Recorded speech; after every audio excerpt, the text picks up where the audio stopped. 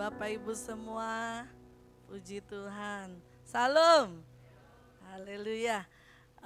Mungkin saya ingin baru pertama kali ya saya ke tempat ini. Saya ingin memperkenalkan diri saya supaya nanti kalau ketemu di jalan, oh iya itu ya, ibu yang pernah datang ke sini ya. Nama saya Santi, saya istri dari Pendeta Redikson Sidabalok ya. Jadi ini bukan Redikson Sidabalok ya, tapi istrinya, puji Tuhan. Dan saya bersyukur sekali bisa berjumpa dengan Bapak Ibu semua di tempat ini. Kalau kita ada di tempat ini itu semua karena anugerah Tuhan, amin. Ada banyak orang yang ingin ke gereja, tapi karena sakit nggak bisa jalan ya, harus terbaring di rumah. Beberapa waktu lalu saya mendoakan orang masih muda, stroke ya. Sudah berapa puluh, enggak sampai puluh ya. Mungkin ada 7 tahun dia stroke dan sampai putus asa. Rasanya enggak percaya lagi kalau mujizat itu terjadi. Dan ingin ke gereja tapi enggak sanggup ya, nggak bisa berjalan. Tapi kalau pagi hari ini Tuhan masih kasih kita kekuatan, kita bersyukur. Amin. Amin. Amin. Puji Tuhan. Mari kita buka firman Tuhan kita. Mungkin slide-nya bisa ditayangkan. Ini tema kita saat ini adalah kita baca sama-sama ya Bapak Ibu. Iman yang tak terguncangkan. Amin. Saat ini kita percaya bahwa kita mau belajar dari satu tokoh yang luar biasa yaitu Ayub. Mungkin Bapak Ibu sudah sering sekali mendengar ya kisah ini dari sekolah minggu. Kita melihat bagaimana Ayub yang mempunyai iman yang luar biasa. Ayub yang begitu hebat ya. Ketika dia mengalami masalah persoalan sekalipun dia tidak pernah meninggalkan Yesus. Amin. Mari kita mau baca firman Tuhan kita. Mungkin saya sudah siapkan ya. Kita baca langsung dari Ayub 1 ayat yang ke-6 sampai yang ke-11. Nanti Bapak Ibu saya baca ayat yang 6, Bapak Ibu baca yang ganjil ya. Mari kita mau baca, mungkin kalau yang bawa Alkitab bisa lihat, tapi yang nggak bawa bisa lihat ke depan. Pada suatu hari datanglah anak-anak Allah menghadap Tuhan, dan di antara mereka datanglah juga iblis. Bapak Ibu.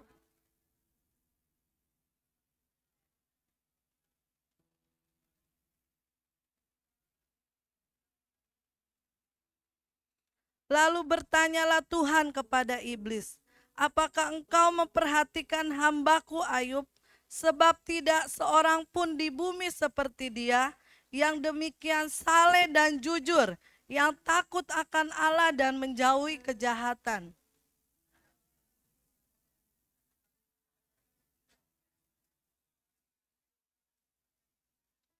Bukankah engkau yang membuat pagar sekeliling dia dan rumahnya serta segala yang dimilikinya? Apa yang dikerjakannya telah kau berkati dan apa yang dimilikinya makin bertambah di negeri itu.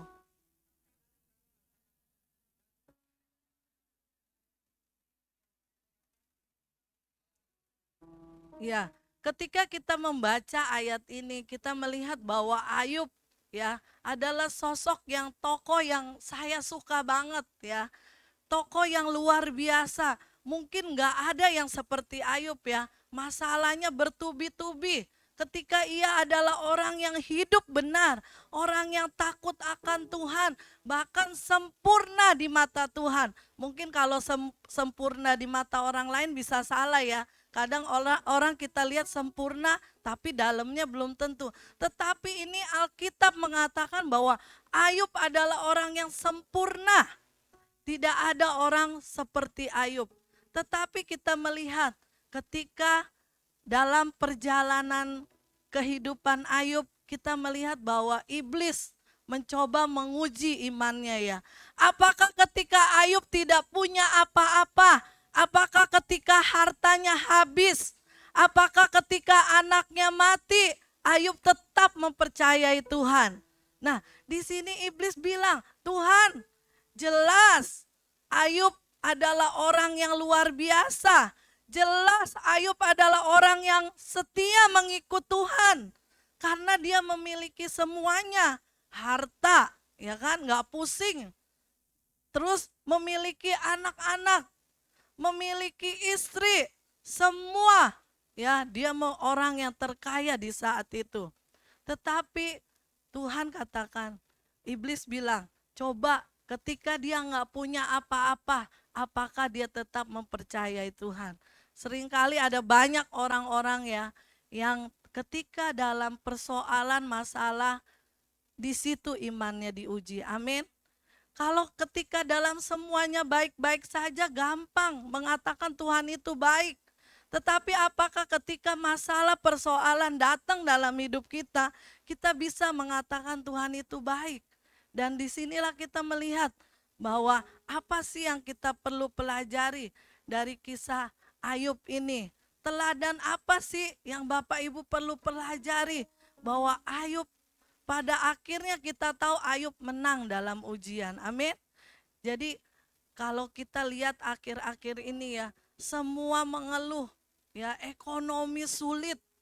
Bahkan saya sebagai kepala sekolah, ada banyak yang saya bantu ya. Kebetulan memang saya kerja di sekolah yang yayasannya luar biasa, memiliki hati yang mau membantu orang-orang yang gak punya biaya untuk sekolah.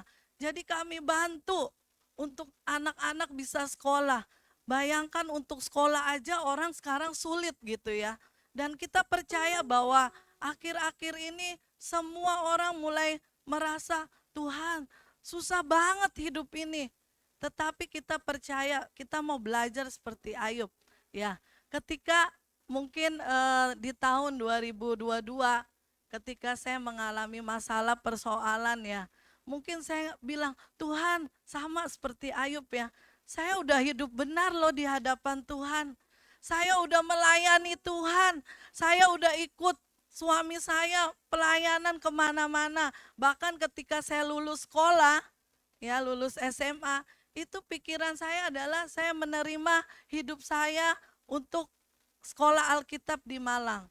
Saya mau Tuhan mengabdikan hidup saya untuk melayani Tuhan.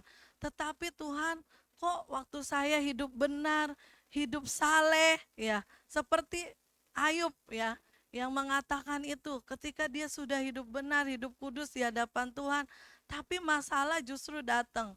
Di tahun 2022 saya didiagnosa kanker payudara stadium 3. Wah, ya, di situ rasanya saya nggak percaya, Tuhan, masa sih saya kanker?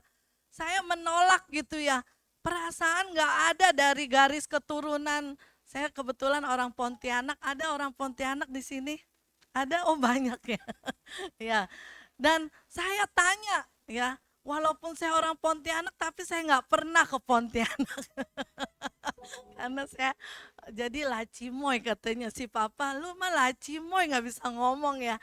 Jadi saya tanya sama kuku saya, ada nggak sih pak? Katanya gen ya, gen cancer juga bisa. Kata kuku saya nggak ada gitu ya. Terus katanya kalau kanker payudara itu kalau orang yang tidak menyusui, saya menyusui saya bilang ya. Jadi alasan apapun yang saya cari rasanya nggak ketemu gitu.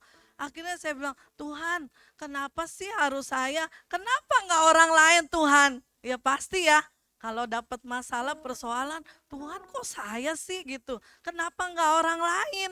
Ya kan? Akhirnya saya ketemu jawabannya ya.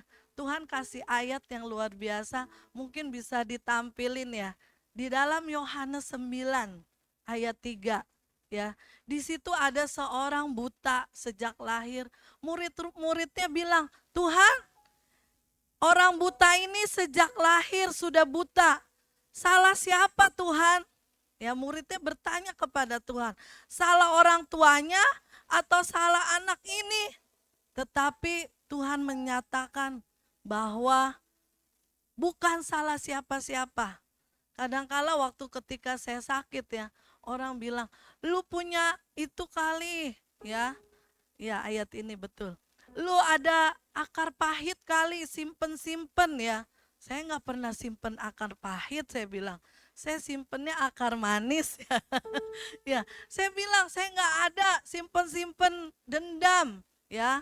Jadi kalau orang yang iri hati, orang yang dendam, bisa memang, bisa kena penyakit ya. Jadi makanya Bapak Ibu jangan simpen dendam. Amin. Lepaskan pengampunan. Dalam hati saya yang nggak simpen dendam, nggak simpen iri hati aja saya kena cancer gitu ya. Nah, di situ saya bertanya, Tuhan, siapa sih Tuhan apa yang salah gitu ya? Perasaan nggak ada, dari gen enggak, dari apapun enggak, dari makanan biasa aja ya. Makan sate jarang makan sate ya. Jadi katanya dari makanan tuh bakar-bakar bisa juga. Saya bilang saya makan biasa aja kayak orang-orang gitu ya. Tapi ayat ini yang menguatkan saya ya. Jawab Yesus, kita baca sama-sama yuk. 1, 2, 3. Bukan dia dan bukan juga orang tuanya, tetapi karena pekerjaan-pekerjaan Allah harus dinyatakan di dalam dia. Jadi firman Tuhan menguatkan saya saat ini, juga Bapak Ibu Saudara di tempat ini, bahwa kenapa kita mengalami masalah persoalan berat loh, ya. Cancer itu biasanya tuh udah pikiran orang kematian, ya. Jarang orang yang hidup gitu ya. Itu kalau bisa hidup kasih karunia Tuhan. Amin. Jadi ketika saya dapat ayat ini saya bilang, yes Tuhan, bahwa pekerjaan-pekerjaan Allah harus dinyatakan di dalam diri saya. Amin. Jadi kalau dulu masih bisa saya, kalau setiap kesaksian wah nangis. Kalau sekarang bisa ketawa, amin. Karena sudah melewatinya. Dan saya percaya itu semua karena kuasa Tuhan, amin. Tepuk tangan dong buat Tuhan kita. Bahwa mujizat Tuhan terjadi dulu, sekarang, sampai selama-lamanya. Walaupun saya mungkin kesembuhannya gak spektakuler ya. Harus melewati lembah kekelaman ya. Saya harus ke Darmais ya, di tahun 2023 akhirnya dibiopsi dan stadium 3B saya ke Darmais. Lama nunggu proses kemonya ya 5 bulan dan puji Tuhan. Saya rasanya dikasih kekuatan sama Tuhan. Ya, bahkan orang-orang kira saya nggak sakit gitu. Karena kekuatan Tuhan, bukan karena kekuatan saya. Jadi ketika saya di Darmais, akhirnya saya harus melewati proses yang panjang, saya harus di kemo 6 kali ya. Dan kemo pertama itu udah botak ya kepala saya cukur rambut saya botakin, sekarang udah hitam lagi ya, puji Tuhan. Dan saya percaya, saya ingat janji firman Tuhan ya, satu helai jatuh itu atas seizin Tuhan, amin. Saya percaya kalau semua yang terjadi dalam hidup saya itu saya percaya semua mendatangkan kebaikan, amin. Dan saya harus mengalami radiasi itu sebanyak 16 kali ya. 16 kali saya diradiasi dan kata orang, ada teman saya bilang, aduh Bu jangan di kemo nanti malah mati ya. Biasanya orang yang di kemo justru mati ya. Tapi saya percaya, saya nggak ada loh pikiran saya mati. Karena saya bilang, Tuhan jangan ambil nyawa saya Tuhan, masih kasih saya panjang umur karena anak saya masih kecil. Saya bilang, saya masih mau mendampingi Pak Redikson ya, saya nggak rela kalau dia nikah lagi. Iya dong. Kalau dia mah ngomongnya kalau ini ya, bilangnya enggak lah kalau kamu pun dipanggil Tuhan enggak akan saya nikah lagi. Iya karena ada saya, kamu ngomong gitu ya kan. Tapi saya bersyukur ya, sepanjang proses itu saya dikasih kekuatan sama Tuhan. Ketika saya pergi ke Darmais, itu pikiran kami berdua dengan Pak Redikson adalah apa? Melayani Tuhan. Kami adalah bukan merasa bahwa Tuhan sepertinya jahat, tetapi pikiran kami adalah bagaimana kami mendoakan orang-orang di Darmais. Ya ini foto-foto kami waktu kami melayani di Darmais ya. Jadi kami mendoakan orang-orang yang belum percaya Tuhan. Kami memberikan kata-kata kekuatan. Bahkan ada seorang anak yang sakit leukemia ya. Dia bilang, "Bu, bisa nggak ya saya sembuh?" "Bisa," saya bilang. "Percaya kepada Tuhan." Dan puji Tuhan selama di Darmais kami membawa memenangkan jiwa 3 orang buat Tuhan. Wow, Tuhan luar biasa. Amin. Di situ saya baru ngerti, yes Tuhan. Ternyata Tuhan ingin panggil saya dengan Pak Rediksen ke Darmais untuk menceritakan kebaikan Tuhan, untuk menceritakan mujizat Tuhan, untuk menceritakan bahwa Tuhan kita hebat luar biasa. Amin. Jadi padang gurun apapun ya, persoalan, mungkin kalau nggak ada duit kita gampang bisa cari ya. Bahkan waktu itu saya berpikir, kalau ada orang yang mau menggantikan saya bayar deh 100 juta juga. Nggak ada kan yang mau menggantikan, betul nggak Bapak Ibu? Nggak ada, jadi bersyukurlah kalau Bapak Ibu di tempat ini masih dikasih kekuatan, kesehatan untuk datang kepada Tuhan, untuk berjumpa dengan Tuhan. Jangan males, amin. Walaupun mungkin ya umur kita udah nggak muda lagi, tapi semangatnya muda, amin. Amin ya. Kita percaya saat ini ketika kita belajar dari Ayub, dia tetap percaya kepada Tuhan. Istrinya mengatakan mungkin istrinya tidak mendukung Ayub ya. Justru istrinya bilang apa? "Kutuki Allahmu." Ya kan? Bagaimana Allah yang katamu kasih, Allah yang sangat mencintai kamu, tetapi engkau diberikan penyakit, sakit borok ya. Mungkin kalau di Darmais bilangnya kanker kulit. Ya, aduh kalau di Darmais bener, macem-macem. Sakitnya sampai saya juga nggak tega lihatnya ya. Jadi kalau Bapak Ibu ke rumah sakit umum, itu nggak ada, maksudnya biasa aja ya. Kalau di Darmais ada ininya yang gede, ada yang otaknya itu tinggal sebelah loh kepalanya itu. Aduh, tapi saya percaya ya, semua kasih karunia Tuhan di dalam kelemahan, kuasa Tuhan dinyatakan. Amin. Jadi saat itu saya tetap percaya bahwa Tuhan pembuat mukjizat dalam hidup saya. Nah, kita melihat bahwa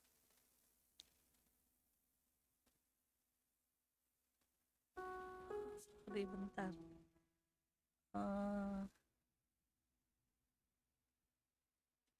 Nah, ini kita melihat balik lagi. Satu tokoh yang luar biasa ya, Fanny Crosby. Ya, di sini kita lihat tokoh yang luar biasa yaitu Fanny Crosby. Fanny Crosby ini adalah orang yang hebat luar biasa menurut saya. Ketika di usia 6 minggu Tuhan izinkan dia mengalami infeksi di matanya. Waktu itu mungkin di tahun 1820 pengobatan tidak canggih seperti sekarang ya, seperti di Darmais. Nah, ketika dia mengalami infeksi di matanya, dokter salah memberikan obat sehingga dia mengalami buta permanen. Akhirnya Fanny Crosby ini ketika dia mengalami kebutaan sejak kecil ya, yang dia lakukan dia tidak menyalahkan Tuhan dengan keadaannya. Kenapa sih Tuhan saya buta? Kenapa dokter itu tidak bisa menyembuhkan saya?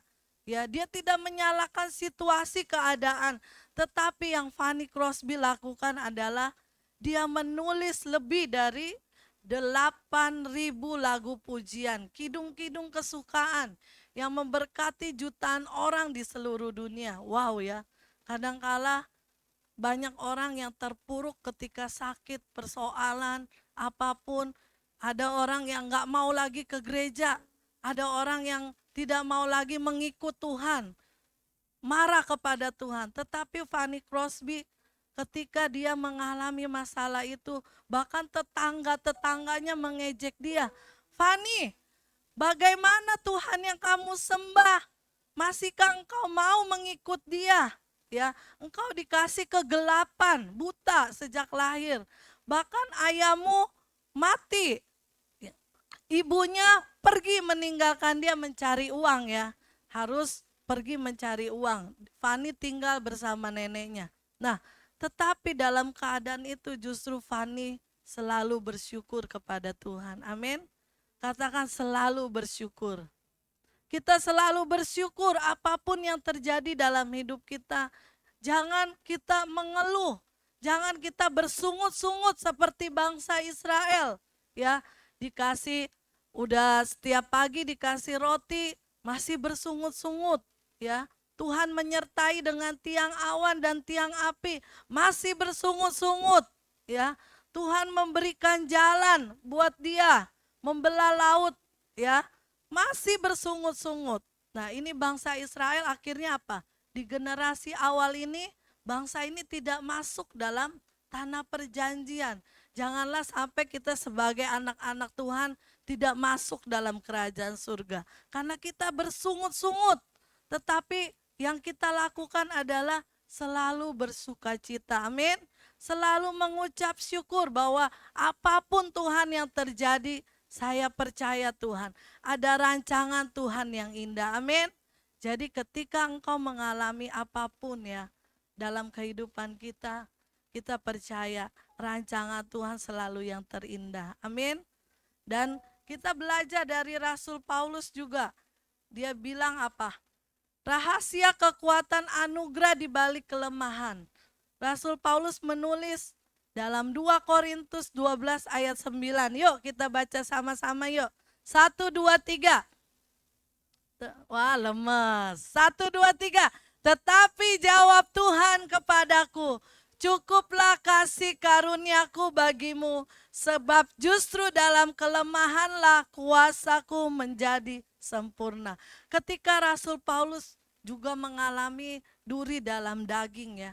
Bayangkan orang yang dipakai Tuhan luar biasa. Rasul Paulus sapu tangannya aja bisa menyembuhkan orang. Kalau sapu tangan kita bikin orang sakit malah ya. Hacem gitu ya. Tetapi sapu tangan Rasul Paulus bisa menyembuhkan orang. Ada banyak pekerjaan-pekerjaan Tuhan dinyatakan dalam hidup Paulus. Tetapi apa? Ketika Paulus bilang, Tuhan angkatlah, cabutlah duri dalam daging. Dalam tubuhku ini, penafsir mengatakan bahwa Paulus mungkin mengalami rematik akut ya, karena dia selalu ada di dalam penjara. Dia ada dalam keadaan ruangan yang lembab ya, bahkan matanya juga mengalami katarak. Jadi Paulus bilang, Tuhan, cabut Tuhan penyakitku ini, Tuhan, sembuhkan aku. Tetapi jawab Tuhan apa? Cukuplah kasih karuniaku bagimu, sebab justru dalam kelemahanlah kuasaku menjadi sempurna. Amin. Amin. Jadi kita percaya mungkin Tuhan katakan cukup kasih karunia kita, Tuhan bagi kita ya. Karena ketika dalam kelemahan engkau justru akan berjumpa dengan Tuhan. Amin. Mungkin kalau dalam keadaan kuat, sehat, engkau tidak mencari Tuhan. Tetapi justru dalam kelemahan kau mencari Tuhan. Dalam kelemahan kau mencari hadirat Tuhan. Dan Tuhan akan mengunjungi engkau. Ketika masa-masa saya mengalami sakit itu ya, saya menemukan Tuhan dekat sekali dengan hidup saya. Tuhan rasanya setiap hari mengunjungi saya. Bahkan selama saya di Darmais, puji-pujian yang saya naikkan kepada Tuhan ya. Saya bilang, Tuhan, aku percaya Tuhan, mulutku bersuka cita, aku menaikkan pujian bagi Tuhan. Bahkan Fanny Crosby juga mengatakan, aku berbahagia, aku yakin teguh bahwa Yesus juru selamatku. Kita percaya, jadi jangan pernah meninggalkan Tuhan. Ada banyak orang-orang yang saat ini ya pergi menjauh ketika masalah itu datang. Tetapi percayalah, ketika kita dekat dengan Tuhan, Raja Daud mengatakan, sekalipun aku berjalan dalam apa? Lembah kekelaman, aku tidak takut bahaya. Sebab apa? Tuhan menyertai kita, kiata imadi ya. Tuhan menyertai kita. Tuhan selalu mengiringi langkah kita. Kita tidak perlu takut ya. Dalam bahasa aslinya, sekalipun aku berjalan dalam bayang-bayang kematian. Jadi ketika kita berjalan dalam bayang-bayang kematian sekalipun, Tuhan ada menyertai kita. Amin. Amin. Kita percaya, kita imani bahwa iman yang luar biasa sanggup memindahkan gunung. Amin. Amin. Kita melihat bahwa Rasul Paulus dan Fanny Crosby, bahkan saudara-saudara kita yang ada di rumah sakit membuktikan hal yang sama. Kelemahan kita adalah wadah yang paling tepat untuk menampilkan kuasa Kristus. Sebab itu terlebih suka aku bermegah atas kelemahanku, supaya kuasa Kristus turun menaungi aku. Dan kita percaya bahwa, nah ini, iman yang tertinggi memilih untuk tetap bersyukur. Kita baca Efesus 5 ayat 20, kita baca sama-sama 1, 2, 3. Ucaplah syukur senantiasa atas segala sesuatu dalam nama Tuhan kita Yesus Kristus kepada Allah dan Bapa kita. Bersyukur adalah sebuah keyakinan bahwa Tuhan yang memegang penuh kendali kehidupan kita. Ini bukan tentang bersyukur atas musibah, melainkan bersyukur di tengah musibah karena Tuhan berdaulat. Amin. Rasul Paulus mengatakan bersukacitalah senantiasa dalam keadaan apapun, ya. Rasul Paulus menulis kitabnya kepada jemaat di Filipi. Dia bilang apa? Bersukacita. Padahal Rasul Paulus menulis kitab itu, dia ada sedang di dalam penjara, ya. Bagaimana seorang yang ada di dalam penjara tetapi bisa menuliskan satu kitab untuk orang bersukacita. Nah, jadi sukacita yang di sini adalah sukacita yang baik engkau susah maupun engkau senang, engkau harus tetap bersukacita. Amin. Engkau harus tetap bersyukur dalam segala keadaan apapun, ya. Di sini kita melihat bahwa Rasul Paulus, Fanny Crosby, dia membuktikan bahwa kehidupan yang luar biasa untuk kita terus pegang, ya. Tetaplah mengucap syukur. Bahkan kalau Bapak Ibu pernah lihat, saya pernah lihat satu podcast Deddy Corbuzier, ya. Ada menceritakan bagaimana seorang yang mengalami di dalam satu ruangan, ya. Dia seorang karyawan, dia kerja di satu perusahaan makanan, ya.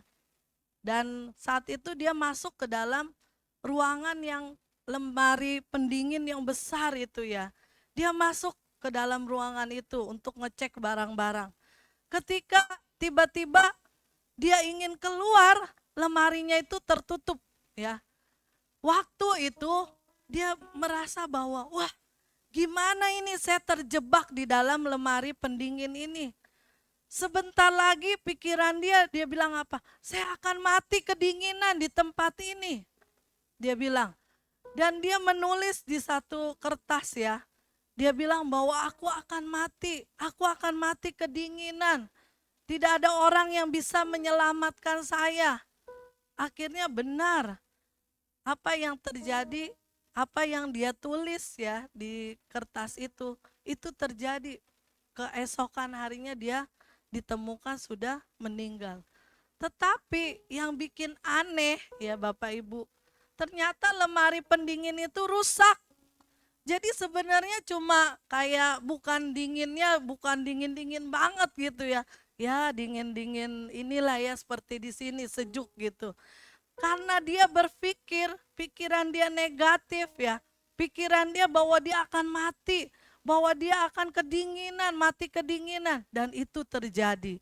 Jadi hati-hati dengan pikiranmu, amin. Kalau engkau mengimani pikiranmu negatif, wah, hidupku susah, hidupku berantakan, ya. Ekonomi sekarang sedang sulit, ya. Itu akan terjadi dalam hidupmu. Tetapi kalau engkau memikirkan hal-hal yang baik, Rasul Paulus katakan pikirkanlah semua yang baik, semua yang suci, semua yang sedap didengar. Pikirkanlah semua itu.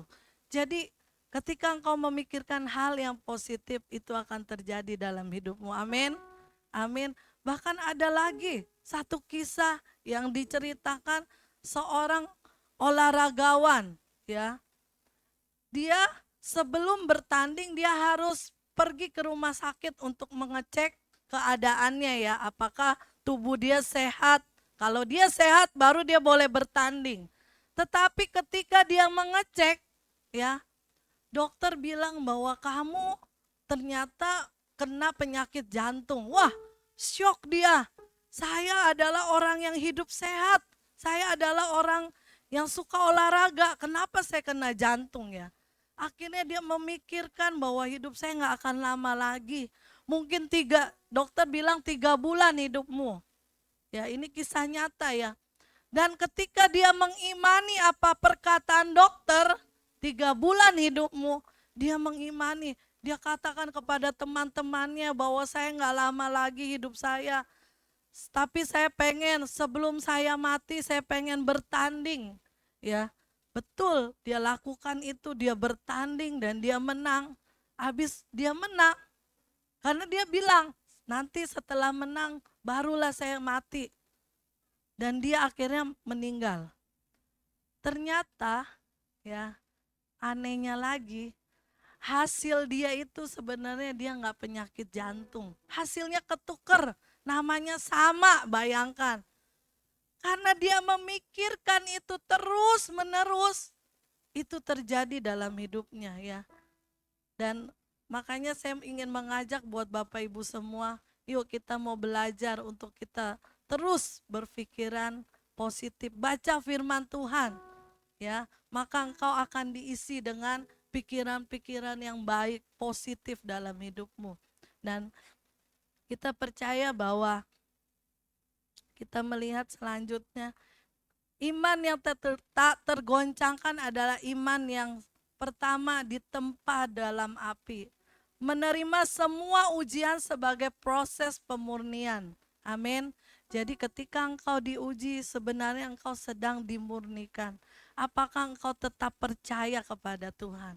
Ketika engkau diuji, Tuhan sedang ingin menyatakan mujizatnya dalam hidup kita. Amin. Ketika engkau sedang diuji, percayalah ada maksud Tuhan yang indah. Amin. Yang kedua adalah ditopang oleh anugerah. Menemukan kuasa Tuhan di titik terlemah kita, seperti Paulus dan Fanny Crosby, ya. Kita akan menemukan kuasa Tuhan ketika kita di dalam kelemahan kita. Yang ketiga adalah diekspresikan melalui ucapan syukur, mendeklarasikan kedaulatan Tuhan atas segala keadaan kita. Kita percaya bahwa hidup kita tidak ditentukan apa kata dokter. Amin.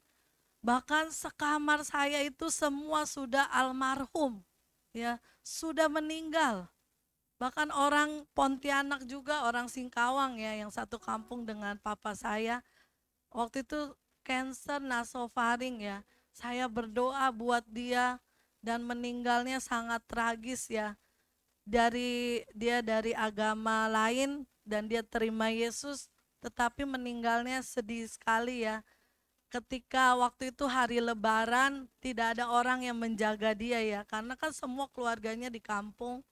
Dia hanya dengan pembantu, dan pembantu ini minta pulang kampung karena Lebaran. Tiba-tiba di kemo ketiga, mungkin dia nggak tahan, ya, dengan efek kemo. Efek kemo itu kan kadang mual, muntah, sakit, ya. Akhirnya dia meninggal. Tidak ada orang yang tahu di dalam kamar itu sendirian. Ya, tragis sekali, tapi saya percaya hidupnya sudah bersama dengan Tuhan. Amin. Dan itu ternyata maksud Tuhan. Ketika engkau mengalami ujian, persoalan, Tuhan mau pakai kita. Tuhan mau menceritakan kuasanya kepada orang-orang yang belum mengenal Tuhan. Jadi Bapak Ibu, yuk kita belajar terus bersaksi, menceritakan kebaikan Tuhan. Mungkin kadang Pak Redikson tuh lebih berani, ya. Kadang saya minggir, kabur gitu, ya. Tetapi satu hal yang luar biasa, hidup kita ini adalah suratan terbuka, ya. orang lain melihat hidup kita. Orang itu bisa tahu loh ini anak Tuhan atau bukan. Dari lihat aja orang udah bisa tahu ya. Jadi biarlah kita terus belajar di tengah situasi apapun yang terjadi dalam hidup kita. Saya tidak tahu apa yang menjadi masalah Bapak Ibu di tempat ini. Yuk tetap setia, amin. Tetap cari Tuhan, mengikut Tuhan. Firman Tuhan mungkin sampai di sini kita mau belajar terus. Di akhir zaman ini Tuhan sedang menampi ya. Saya sampai jujur beberapa hari ini saya sedih dan setiap malam kami mendoakan ya. Ada seorang teman kami hamba Tuhan di Poris. Itu bestinya Pak Redikson ya. Kami gak menyangka ya. Kalau saya berdoa Tuhan cukup saya aja lah Tuhan yang cancer. Teman-teman dekat saya jangan ya. Tetapi Tuhan izinkan pendeta ini ya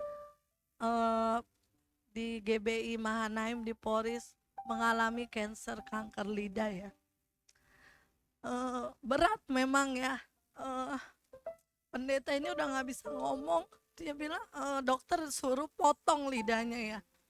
Tapi dia gak mau. Dia bilang Tuhan masa lidah saya dipotong gitu ya. Saya mau pakai lidah saya untuk memuliakan Tuhan dia bilang. Dan sekarang drop habis ya. Dari timbangannya 90 kilo. Orang ini tinggal mungkin 40 kilo ya. Karena gak bisa makan harus lewat selang gitu ya. Tapi saya percaya bahwa Tuhan ingin menyatakan kuasanya, amin. Amin. Mari Bapak Ibu kita bangkit berdiri. Kita percaya Tuhan, apapun yang kami alami Tuhan, kami tetap percaya Tuhan. Singer boleh Bang.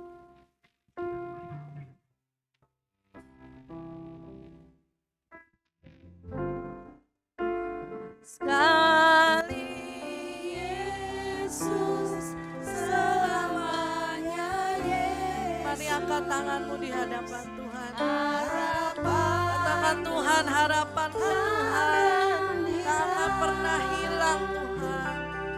Karena kasih-Nya sekarang buatnya. Oh Yesusku, oh Yesusku, ku cinta Kau selamanya. Sekali lagi angkat tanganmu. Sekali Yesus selamanya Yesus.